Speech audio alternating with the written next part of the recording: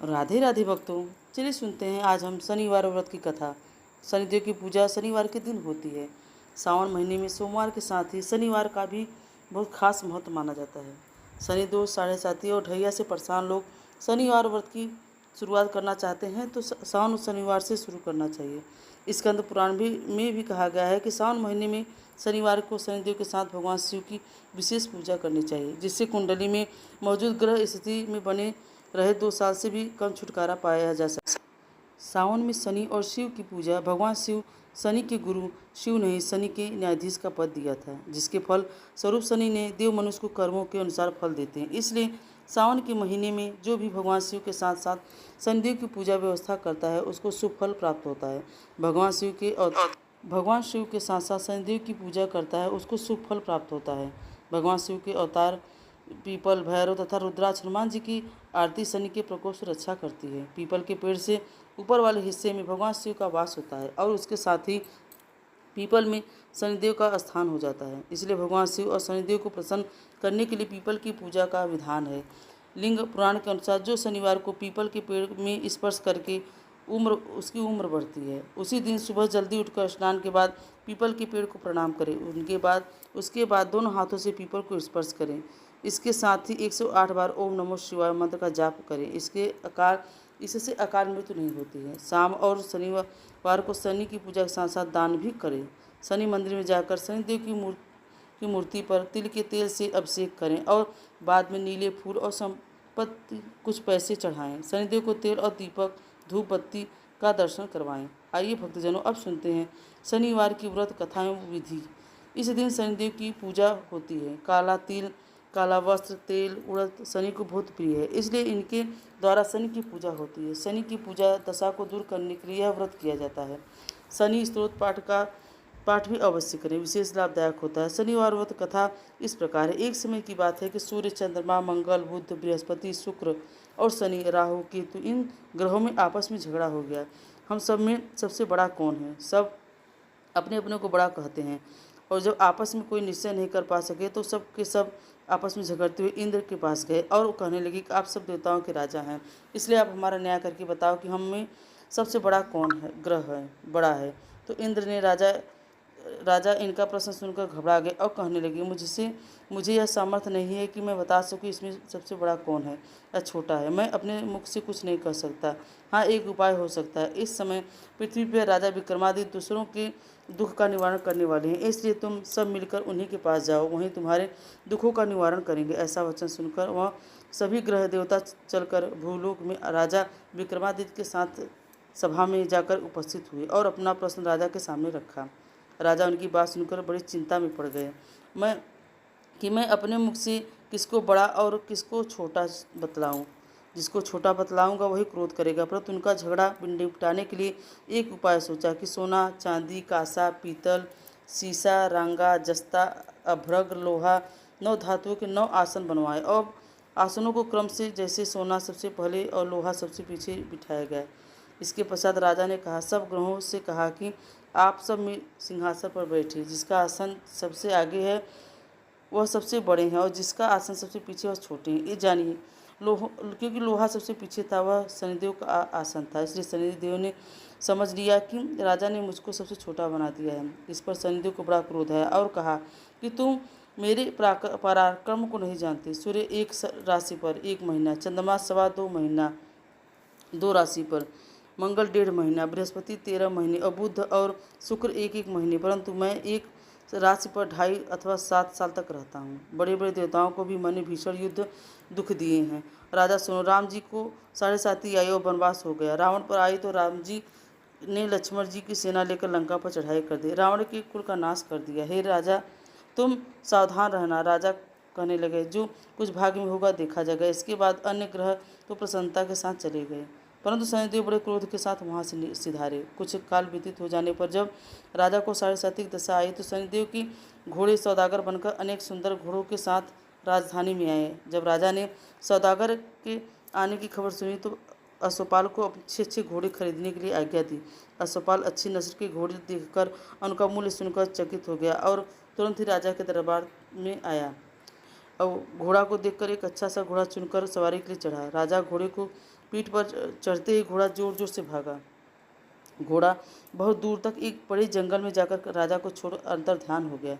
इसके बाद राजा अकेला जंगल में भटकता फिरता रहा। बहुत देर के पश्चात राजा ने भूख और प्यास से दुखी होकर भटकते भटकते एक ग्वाले को देखा।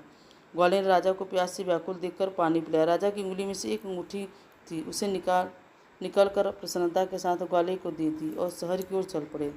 राजा शहर में जाकर एक सेठ की दुकान पर जाकर बैठ गया और अपने आप को उज्जैन का रहने वाला तथा अपना नाम बीका बताया। सेठ ने उसको कुलीन मनुष्य समझकर जल आदि पिलाया। भाग्यवश उस दिन सेठ की दुकान पर बिक्री अधिक हुई। तब सेठ उसको भाग्यवान पुरुष समझकर भोजन कराने के लिए अपने साथ ले गया। भोजन कराते समय राजा ने आश्चर्य की बात देखी कि खूंटी पर हार लटक रहा है और वह खूंटी उस हार को निगल रहा है।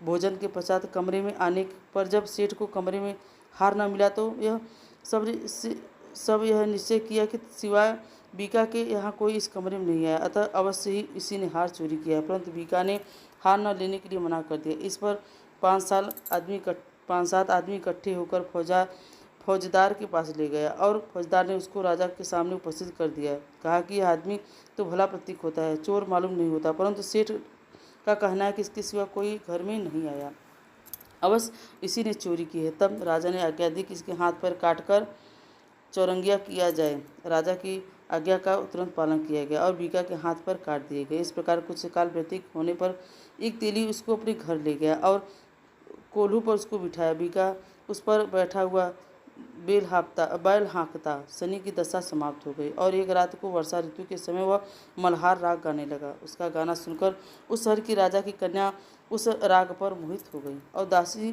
को खबर लेने भेजा, शहर में कौन गा रहा है। दासी सारे शहर में फिरती फिरती देखती है कि तेली के घर में चौरंगिया राग गा रहा है। दासी ने महल में आकर राजकुमारी को सब वृत्तांत सुनाया। बस उसी क्षण राजकुमारी ने अपने मन में यह प्रण कर लिया कि चाहे कुछ भी हो जाए, चौरंगिया के साथ ही विवाह करूंगी। प्रातःकाल होते ही जब दासी ने राजकुमारी को जगाना चाहा तो राजकुमारी अनशन व्रत लेकर पड़ी थी। तब दासी ने रानी के पास जाकर राजकुमारी के ना उठने का वृत्तांत कहा। रानी ने तुरंत ही वहां आकर राजकुमारी को जगाया और कारण पूछा।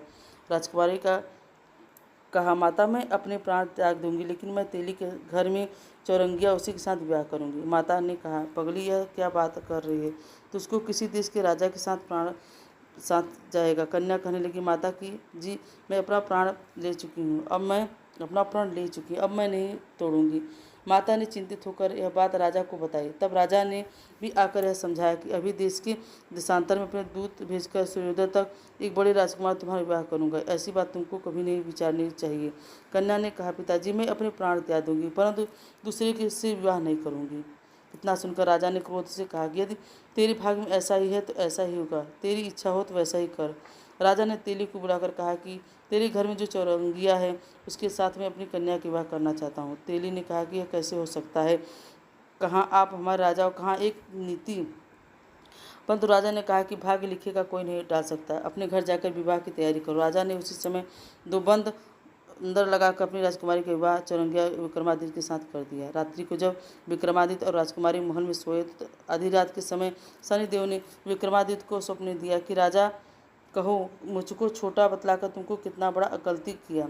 राजा ने क्षमा मांगी और शनिदेव से प्रसन्न होकर विक्रमादित्य को हाथ पैर दिए। तब राजा ने कहा, महाराज मेरी प्रार्थना स्वीकार करें कि जैसा दुख आपने मुझे दिया है ऐसा किसी को ना दें। शनिदेव ने कहा, तुम्हारी प्रार्थना स्वीकार है। जो मनुष्य मेरी कथा को सुनेगा या कहेगा उसको मेरी दशा में कभी किसी प्रकार का दुख नहीं होगा, और जो नित्य ही मेरा ध्यान करेगा चींटियों को आटा डालने और उसके सब मनोरथ पूर्ण होंगे। इतना कहकर शनिदेव अपने धाम को चले गए और राजकुमारी की आंखें खुली और सामने राजा के हाथ पांव देखा तो आश्चर्य से प्राप्त हुई। उसको देखकर राजा ने अपना समस्त हाल कहा कि मैं उज्जैन का राजा विक्रमादित्य हूँ। यह सुनकर राजकुमारी अत्यंत प्रसन्न हुई। प्रातःकाल राजकुमारी ने उसकी सखियों से पूछा कि उसने अपने पति का समस्त वृत्तांत कह सुना। तब सब सखियाँ बहुत प्रसन्न हुई और कहा, ईश्वर ने आपकी मनोकामना पूर्ण कर दी। जब उस सेठ ने यह सुना तो वह विक्रमादित्य के पास आया और राजा विक्रमादित्य के पैर पर गिरकर क्षमा मांगने लगा कि मैंने आप पर चोरी का झूठा दोष लगाया था, आप मुझको जो चाहे दंड दिए। राजा ने कहा, मुझ पर शनिदेव का कोप था, इसी कारण यह सब दुख मुझको प्राप्त हुआ है। इसमें तुम्हारा कोई दोष नहीं है, तुम अपने घर जाकर अपना कार्य करो। सेठ बोला, मुझे तभी शांति होगी जब मेरे घर चलकर प्रीति भोज करेंगे। राजा ने कहा, जैसी आपकी मर्जी वैसा ही करेंगे।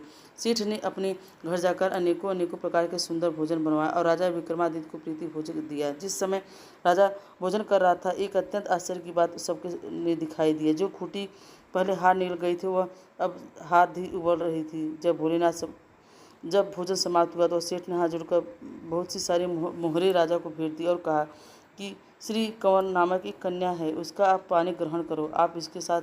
सेठ ने अपनी कन्या के विवाह राजा के साथ कर दिया और बहुत सा धन दहेज देकर इस प्रकार कुछ दिनों तक वहाँ निवास करने के बाद विक्रमादित्य ने शहर के राजा से कहा कि अब मेरी उज्जैन जाने की इच्छा है।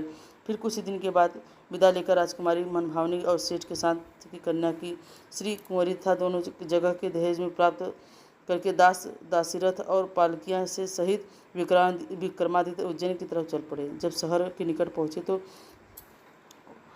ब्रजवासियों ने राजा के आने पर संवाद सुना तो समस्त उज्जैन के प्रज्ञा आगवासी ने आगवानी की के लिए तब बड़ी प्रसन्नता से अपने राजा ने अपने महल में पधारे। राजा सारे शहर में बड़ा भारी महोत्सव मनाया और नवरात्रि पर दीपमाला की। दूसरे दिन राजा ने शहर में यह सूचना कराई कि शनिदेव देवता सभी ग्रहों में सर्वोपरि है, मैंने उनको छोटा बतलाया, इसी कारण से मुझको यह दुख प्राप्त है। इसी कारण से सारे शहर में सदा शनिदेव की पूजा और कथा होने लगी। राजा और प्रजा तो अनेकों प्रकार के सुख भोगने लगी। जो कोई शनिदेव की इस प्रकार कथा पढ़ता या सुनता है, शनिदेव की कृपा से सब दुख दूर हो जाते हैं। शनिदेव की कथा व्रत के दिन अवश्य पढ़ना चाहिए। इसी तरह शनिवार का कथा संपूर्ण होता है। जो सच्चे मन से शनिदेव की पूजा करता है उसकी सभी मनोकामनाएं पूर्ण होती हैं। और लास्ट में आप सभी आरती करके पूजा को संपूर्ण करें। अगर वीडियो अच्छी लगी हो तो कमेंट बॉक्स में ज़रूर लिखें।